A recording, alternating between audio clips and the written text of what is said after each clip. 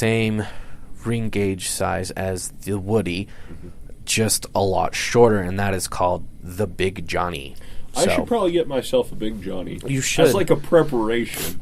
For the if Woody. I can smoke a whole Big Johnny and still think I can do it, then I'll attempt the Woody. So, in length, there are about 3 Big Johnnies to 1 Woody. So, if you can get all the way through a Big Johnny, then that should be a good indicator on whether or not you'll be able to get through a Woody. Exactly. But of course, that was like the first type of cigar that I've smoked was a Churchill. Yep. Which is considered there in the cigar community just the longest, or one of the longest mass-produced cigars. Right. There's also Lanceros, which are really long. Perfectos tend to be a long one too. I've also seen and heard of a Super Lancero, which I believe is 13 inches in length. That's longer than normal Churchill. Yep. I gotta find one of those. Yeah. So. Because you know me, I love length. Length and girth. Mm-hmm. Promise. He's not gay at all. There's just no other way to refer to cigars without sounding like that. No. Exactly.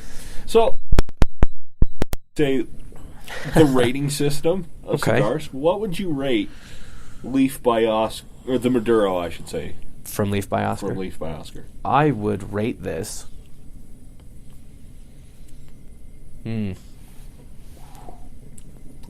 Oh, man. So for me, this doesn't really lose any points at all for me. Mm-hmm.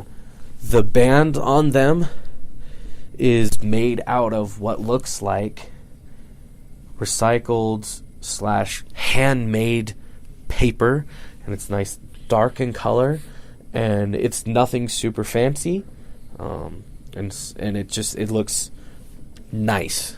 Yeah. It looks very nice. The construction of the cigar itself is great. Very beautifully. Yep, they're beautifully constructed. And the smoothness of it is amazing. Mm-hmm. And so, for me personally, I would place this probably at a 96. Now, with the Corojo, I mean, even though it's not a Maduro, and I am like a Maduro head, I love Maduros. It's usually whenever I go into a tobacco shop or a cigar shop, that's the first thing that I look for is Maduros. Right. Because it's the one that I enjoy the most. Yeah. But nevertheless, I would actually suggest this for people that want to for the first time. Yeah. Is a Leaf by Oscar. Yeah. Because it's like Brant said, it's very smooth. It's very almost a good basis of cigars. Right.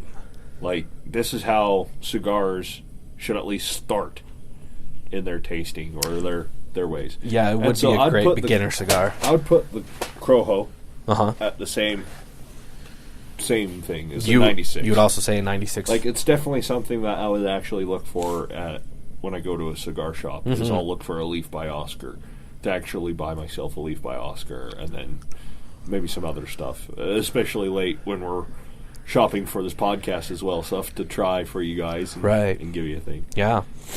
Like, I have a couple of other ones that I really want to try, just sitting there marinating. Yep. Like, a CAO that I really want to try. I found out that that's also I always mispronounce it. Oscuro. Oscuro. You did it! I did it.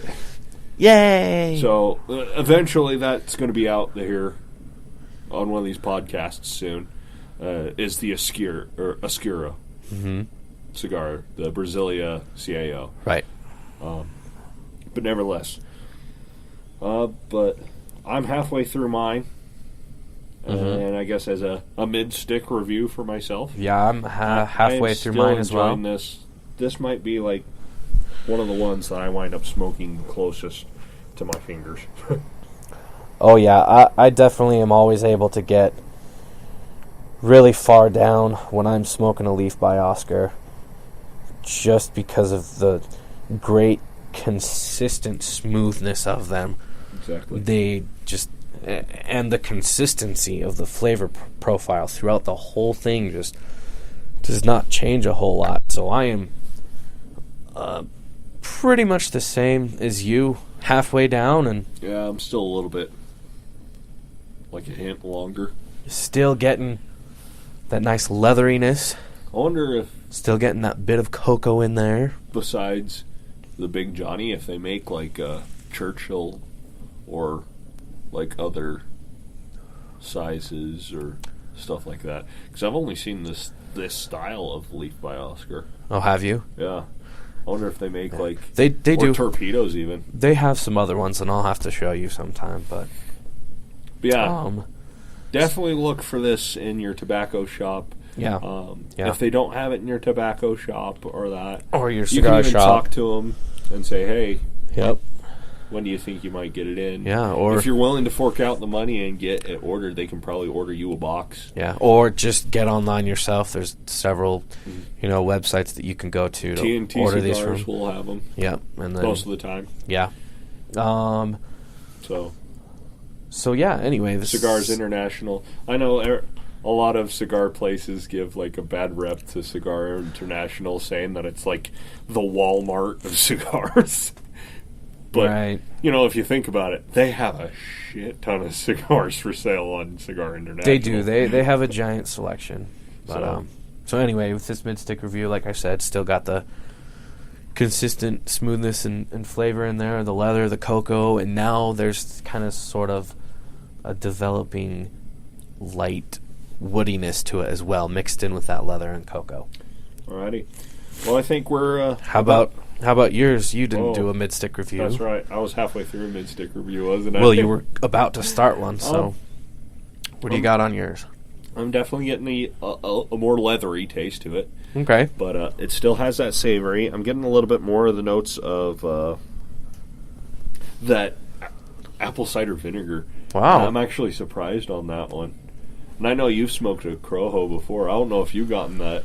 Yeah, I have smoked a corojo before. A hint of vinegary type of taste to it.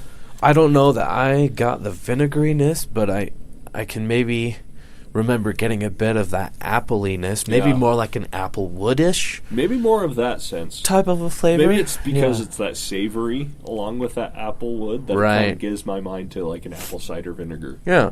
So yeah. But besides that, I think we're kind of done on this podcast today. Yeah. Be sure, or we're gonna post this up as soon as possible. Probably Mondays when it comes out. So Yeah, tomorrow. Tomorrow. Yep. Eventually, we'll start doing live shows and get those going. Yep. And when we do live shows, it's most likely going to wind up being Sunday evenings here. Right. But yeah, be sure to tune in. Or if you have any questions for us, or say that we're wrong, or just give your own opinion. Comments, or you want to make suggestions for us to try a certain or specific cigar or brand of cigar or even pipe tobacco, then go ahead and contact us. You can get a hold of Tim. Next review, I'm planning on doing more of a pipe tobacco. Okay, yeah. Right. But anyway, more of a common one, but yeah, you can get a hold of Tim. Me at my email address at timcase17@gmail.com, or you can tweet me on Twitter at Timothy Podcast, or you can Instagram me at the Metalhead Cowboy, right, or you can contact Brant on his Instagram, right, and you can find me at The Celtic Viking 22. So yeah, be sure to tune in for my other shows that are on here. Pet Parlor, where I talk about pet care and the basics of taking care of pets and that. I've already put out stuff about Pets 101, dogs, dog care and dog food, and cat care and cat food. And then sometime more closely to February, there's my nerdy side, I should say, where me and a bunch of friends will get together and do a fantasy role-playing game. Right. And that one's called Castles and Cauldrons. Yep. And that one will be, like I said, coming in maybe late January, most likely February. Yeah, early February. And I also have your news/political. News/political show. It's been kind of slow going. Trying to get everything prepared for that. Yeah. And it's called To an Extent. And that one's more of an opinion piece. So be sure to tune in. Yep. And keep updated on those as well. Yep. Anyway. So I think that does it for this time. Exactly. I'm Timothy Case. And I am Brant Wolf. And you've just listened to Tim and Wolf's Puff Life. Have a great smoke, everybody.